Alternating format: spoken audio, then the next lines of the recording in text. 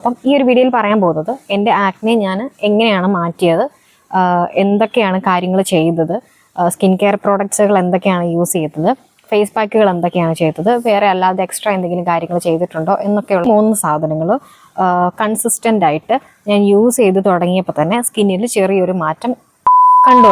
Hello, എല്ലാവർക്കും നമ്മുടെ പുതിയൊരു വീഡിയോയിലോട്ട് സ്വാഗതം. ഞാൻ കഴിഞ്ഞ ദിവസം ഇട്ട 2 വീഡിയോസിൻ്റെ കമൻറ്റ് സെക്ഷനിൽ 2 പേര് വന്ന് ചോദിച്ചിട്ടുണ്ടായിരുന്നു ആക്നീസ് ഒക്കെ എങ്ങനെയാണ് മാറിയതെന്ന്. അപ്പം ഞാനതിന് കമൻറ്റിൽ തന്നെ റിപ്ലൈ കൊടുത്തിട്ടുണ്ടായിരുന്നു ഞാൻ ചെയ്ത കാര്യങ്ങൾ എന്തൊക്കെയാണെന്നുള്ളത്. പക്ഷേ കമൻറ്റിലായതുകൊണ്ട് അതത്ര അങ്ങോട്ട് എഫക്റ്റീവ് ആയില്ല. അപ്പോൾ അവരെന്നോട് ചോദിച്ചു ഒരു വീഡിയോ ആയിട്ട് ചെയ്യാമോ എന്ന് ചോദിച്ചു. അങ്ങനെയാണ് എന്നാൽ ഓക്കെ, അതൊരു വീഡിയോ ആയിട്ട് ചെയ്തേക്കാം എന്ന് കരുതിയിട്ടാണ് ഈ ഒരു വീഡിയോ ഇപ്പം നമ്മൾ ചെയ്യുന്നത്. അപ്പം ഈ ഒരു വീഡിയോയിൽ പറയാൻ പോകുന്നത് എൻ്റെ ആക്നെ ഞാൻ എങ്ങനെയാണ് മാറ്റിയത്, എന്തൊക്കെയാണ് കാര്യങ്ങൾ ചെയ്തത്, സ്കിൻ കെയർ പ്രോഡക്ട്സുകൾ എന്തൊക്കെയാണ് യൂസ് ചെയ്തത്, ഫേസ് പാക്കുകൾ എന്തൊക്കെയാണ് ചെയ്തത്, വേറെ അല്ലാതെ എക്സ്ട്രാ എന്തെങ്കിലും കാര്യങ്ങൾ ചെയ്തിട്ടുണ്ടോ എന്നൊക്കെയുള്ളതാണ് ഈ ഒരു വീഡിയോയിൽ നിങ്ങളുമായിട്ട് ഞാൻ ഷെയർ ചെയ്യാൻ പോകുന്നത്.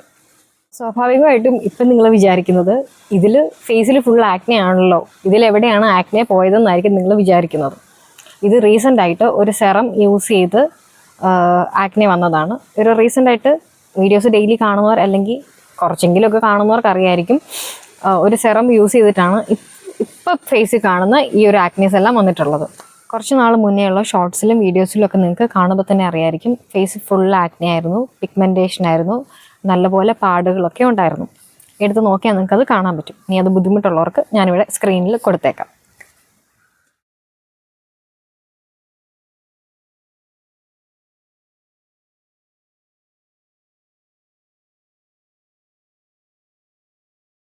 പിന്നെ ഒരു കാര്യം, എനിക്ക് PCOD ഉണ്ടായിരുന്നു കേട്ടോ. ഇപ്പോഴും ഉണ്ട്, ട്രീറ്റ്മെൻറ്റിൽ തന്നെയാണ്, മരുന്ന് കഴിച്ചുകൊണ്ടിരിക്കുന്നുണ്ട്. അന്ന് എനിക്ക് PCOD നല്ലപോലെ കൂടുതലായിരുന്നു. ഞാനൊരു 8-ലോ 9-ലൊക്കെ പഠിക്കുമ്പോൾ മുതലാണ് എനിക്കിങ്ങനെ പിമ്പിൾസ് വന്ന് തുടങ്ങിയത്. അന്ന് മുതൽ ഇതിങ്ങനെ സീസൺ പോലെ വരും പോകും, അതിൻ്റെ സ്കാർസ് ഒന്ന് മാറും, പിന്നെയും വരും പോകും, ഇത് തന്നെ, ഇതിങ്ങനെ കണ്ടിന്യൂസ് ആയിട്ട് ഒരു സൈക്കിൾ പോലെ ഇങ്ങനെ ഓടിക്കൊണ്ടേയിരിക്കണം. അന്ന് മുതലുള്ള ആക്നേസ് വന്നതിൻ്റെ പാടുകളൊക്കെ ഇപ്പോഴും ഫേസിൽ കാണാൻ പറ്റും. ഇതിപ്പോൾ ഇവിടെ പറയേണ്ട കാര്യമല്ല, എന്നാലും ഞാൻ പറയുകയാണ്, PCOD ഒക്കെയാണ് എന്ന് ഡൗട്ടുള്ളവരുണ്ടെന്നുണ്ടെങ്കിൽ എത്രയും പെട്ടെന്ന് ഡോക്ടറെ കൊണ്ട് കൺസൾട്ട് ചെയ്ത് ട്രീറ്റ്മെൻറ്റ് എടുക്കണം. ഞാനിതെങ്ങനെ ഐഡൻറ്റിഫൈ ചെയ്തതെന്ന് ചോദിച്ചാൽ, എനിക്ക് മുടി കൊഴിച്ചിലുണ്ടായിരുന്നു, പിന്നെ ഈ ആക്നേസ്, പിന്നെ പീരിയഡ്സ് ഇറഗുലറായി, നല്ലപോലെ 2-3 മന്തൊക്കെ സ്കിപ്പായി. അങ്ങനെയാണ് ഡോക്ടറെ കൊണ്ട് കാണിച്ച് സ്കാൻ ചെയ്തിട്ടാണ് നമ്മളിത് ഐഡൻറ്റിഫൈ ചെയ്തത്. ഇങ്ങനെയുള്ള സിംറ്റംസ് ഒന്നും ഇല്ലാത്തവർക്കും ഇപ്പം PCOD ഉണ്ട്. അതുകൊണ്ട് എന്തെങ്കിലും അങ്ങനെയുള്ള നിങ്ങൾക്ക് ഡൗട്ട് ഉണ്ടെന്നുണ്ടെങ്കിൽ ജസ്റ്റ് ഒന്ന് കണ്ട് ഇല്ല എന്നൊന്ന് കൺഫേം ചെയ്യുക, ഡോക്ടറെ കൊണ്ടൊന്ന് കൺസൾട്ട് ചെയ്യുന്നത് നല്ലതായിരിക്കും. അപ്പോൾ നമ്മൾ ബാക്ക് ടു ടോപ്പിക്ക്, നമ്മുടെ ഈ ഒരു ആക്നെ മാറ്റിയെടുത്തത് എങ്ങനെയാണെന്ന് പറയാം. പ്രോപ്പറായിട്ടുള്ള ഒരു സ്കിൻ കെയർ റുട്ടീൻ ഞാൻ ഫോളോ ചെയ്തു.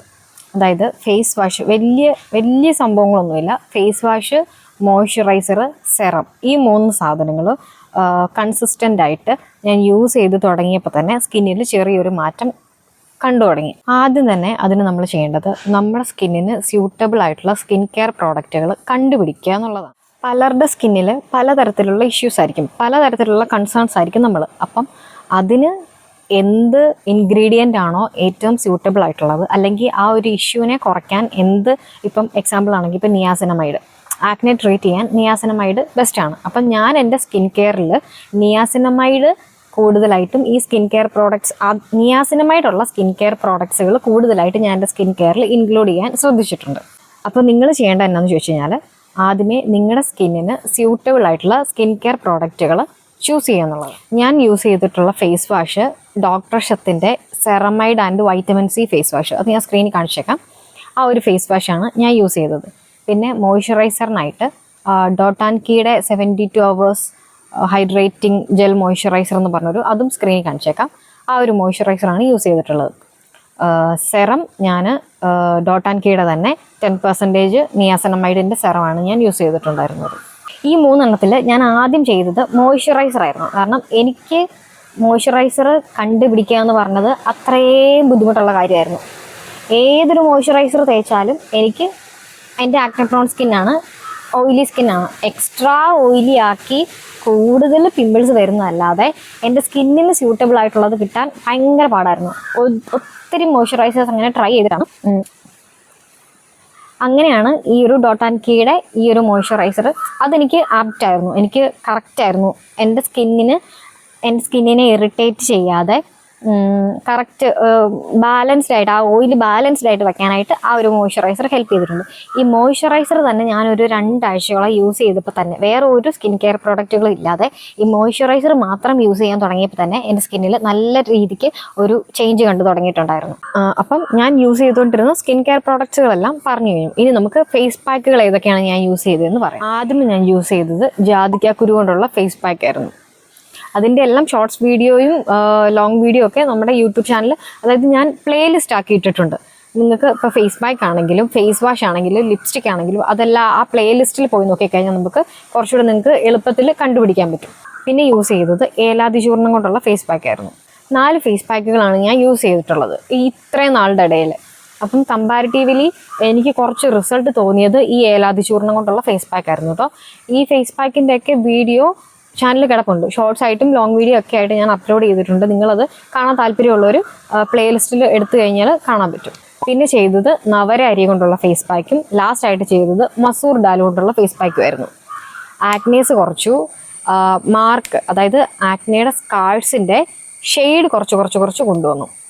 പിന്നെ ടാൻ മാറി, സ്കിന്നൊന്ന് ബ്രൈറ്റ് ആക്കി, ടാൻ മാറി, ആക്നേസിൻ്റെ എണ്ണം കുറഞ്ഞു, ആക്നെ സ്കാർസിൻ്റെ ഷെയ്ഡുകൾ കുറച്ച് കൊണ്ടുവരാൻ പറ്റി. ഇതൊന്നും അല്ലാതെ ഞാൻ ചെയ്തുകൊണ്ടിരുന്നൊരു കാര്യം, ഫ്ലാക്സ് സീഡിൻ്റെ ജെല്ല് അപ്ലൈ ചെയ്യുമായിരുന്നു ഇടയ്ക്കിടയ്ക്ക് പറ്റുമ്പോഴൊക്കെ. ഒരു ഫേസ് പാക്കോ അല്ലെ ഒന്ന് പ്രത്യേകിച്ച് ഒരു സ്കിൻ കെയറും ചെയ്യാതിരിക്കുമ്പോൾ ഫ്ലാക്സ് സീഡിൻ്റെ ജെല്ല് ഞാൻ അപ്ലൈ ചെയ്യുമായിരുന്നു. സ്കിന്ന് നല്ലപോലെ ഹൈഡ്രേറ്റഡ് ആക്കി വെക്കാൻ ഈ ഒരു ഫ്ലാക്സ് സീഡ് ജെല്ല് നമ്മളെ ഹെൽപ്പ് ചെയ്യും. ടാൻ മാറുന്ന പോലെ, സ്കിന്നൊന്ന് ബ്രൈറ്റ് ആവുന്ന പോലെ ഈ ഫ്ലാക്സ് സീഡ് ജെല്ല് യൂസ് ചെയ്യുമ്പം എനിക്ക് ഫീൽ ചെയ്തിട്ടുണ്ട്. നിങ്ങളിപ്പം fine lines, wrinkles, anti ageing signs ഒക്കെ ഉള്ളവരാണെന്നുണ്ടെങ്കിൽ ഈ ഫ്ലാക്സ് സീഡ് ജെല്ല് നല്ലതാട്ടോ. പിന്നെ ചെയ്തൊരു കാര്യം, നമ്മളിപ്പോൾ വീഡിയോസിലൊക്കെ ഇടയ്ക്കിടയ്ക്ക് നമ്മൾ കാണാറുണ്ട്, ഐസ് വെള്ളത്തിൽ നമ്മൾ മുഖം മുക്കത്തില്ലേ, അങ്ങനെ ചെയ്യാറുണ്ടായിരുന്നു. ഐസ് വെള്ളത്തിൽ മുഖം മുക്കി വയ്ക്കുമ്പം സെൻസിറ്റീവ് സ്കിന്നുകാർക്ക് ഞാൻ അധികം റെക്കമെൻഡ് ചെയ്യത്തില്ല. കാരണം ഇത് ചിലപ്പോൾ കൂടുതൽ സെൻസിറ്റീവ് ആയതുകൊണ്ട് തന്നെ കൂടുതൽ പ്രശ്നങ്ങൾ വരാൻ സാധ്യതയുണ്ട്. അങ്ങനെയുള്ളവർക്ക് ഞാൻ റെക്കമെൻഡ് ചെയ്യത്തില്ല. പിന്നെ ഇപ്പോൾ നിങ്ങൾ ഐസ് വെള്ളത്തിൽ മുഖം മുക്കുകയാണെന്നുണ്ടെങ്കിൽ ചെറിയ തണുപ്പിലൊക്കെ ആദ്യമേ സ്റ്റാർട്ട് ചെയ്യുക. ആദ്യമേ തന്നെ കൊണ്ടുപോയി ഭയങ്കര തണുപ്പിലൊന്നും കൊണ്ട് മുഖം മുക്കരുത്. ചെറിയ തണുപ്പുള്ള വെള്ളത്തിൽ സ്റ്റാർട്ട് ചെയ്തിട്ട് പയ്യെ പിന്നെ തണുപ്പ് കൂട്ടി നിങ്ങൾ ചെയ്താൽ മതി. അതും ഓവറായിട്ട് ചെയ്യാൻ പാടില്ല, കാരണം ഇത് നമ്മുടെ ഓയിലിനെ കൺട്രോൾ ചെയ്യും. നമ്മൾ ഓവറായിട്ട് അത് ചെയ്യുമ്പം നാച്ചുറലായിട്ടുള്ള ഒരു ഓയിൽ പ്രൊഡക്ഷൻ കുറഞ്ഞിട്ട് പിന്നെ ഭയങ്കരമായിട്ടുള്ള സെബം പ്രൊഡക്ഷൻ ഉണ്ടാവും. അപ്പോൾ കൂടുതൽ എക്സ്ട്രാ ഓയിലി ആക്കും. പിന്നെ ചെയ്യേണ്ട കാര്യം വെള്ളം കുടിക്കുക. ഭയങ്കരമായിട്ട് ആക്നെയൊക്കെ ഉണ്ടെന്നുണ്ടെങ്കിൽ ഒരു ഡോക്ടറെ കൊണ്ട് കൺസൾട്ട് ചെയ്യുക. ഹോം റെമഡീസ് കൊണ്ടൊന്നും ചിലപ്പോൾ നമ്മുടെ കയ്യിൽ നിന്നൊന്നും വരത്തില്ല. പിന്നെ പലർക്കും പല റീസൺസ് കൊണ്ടാട്ടോ ആക്നേസും പിമ്പിൾസും ഒക്കെ വരുന്നത്. എനിക്കിപ്പം ഹോർമോണൽ ഇംബാലൻസ്, PCOD ഒക്കെ ഉള്ള കാരണമാണ് എനിക്ക് വരുന്നത്. ചിലർക്കത് ഡാൻഡ്രഫ് കൊണ്ടായിരിക്കാം. അങ്ങനെ പല പല റീസൺസ് കൊണ്ടാണ് നമുക്ക് ഈ ഒരു ആക്നെ പിമ്പിൾ ഇഷ്യൂസ് ഒക്കെ വരുന്നത്. നിങ്ങളുടേത് ഒരു oily acne prone skin type ഒക്കെ ആണെന്നുണ്ടെങ്കിൽ, ഇങ്ങനെയുള്ള വീഡിയോസ് കാണാൻ നിങ്ങൾ താല്പര്യമുള്ളവരാണെന്നുണ്ടെങ്കിൽ ചാനൽ ചെക്ക് ചെയ്ത് നോക്കുക. നേരം കണ്ടിരുന്നതിനും കേട്ടിരുന്നതിനും താങ്ക്സ്. അടുത്ത വീഡിയോയിൽ കാണാം.